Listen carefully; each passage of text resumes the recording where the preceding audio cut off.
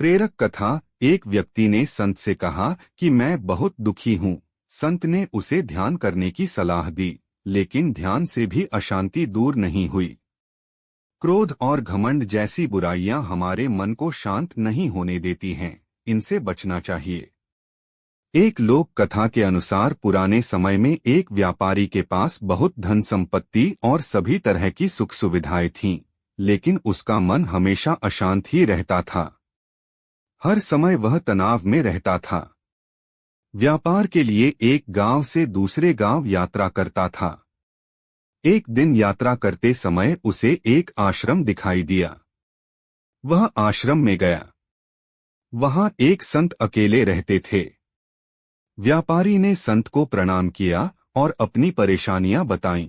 संत ने कहा कि तुम्हें शांति चाहिए तो तुम कुछ देर यहाँ बैठकर ध्यान करो। व्यक्ति ने ध्यान लगाने की कोशिश की, लेकिन वह ध्यान नहीं लगा पा रहा था। उसके मन में इधर उधर की बातें घूम रही थीं। बहुत कोशिश के बाद भी वह ध्यान नहीं लगा सका। तब उसने संत से कहा कि वह ध्यान नहीं लगा सकता।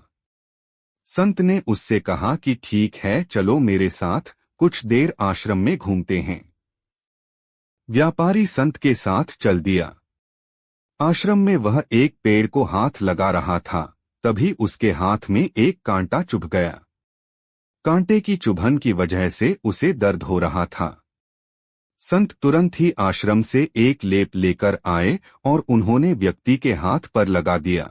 संत ने व्यापारी से कहा कि जिस तरह कांटा चुभने से दर्द हो रहा है, ठीक उसी तरह तुम्हारे मन में भी क्रोध, अहंकार, ईर्ष्या, लालच जैसे कांटे चुभे हुए हैं।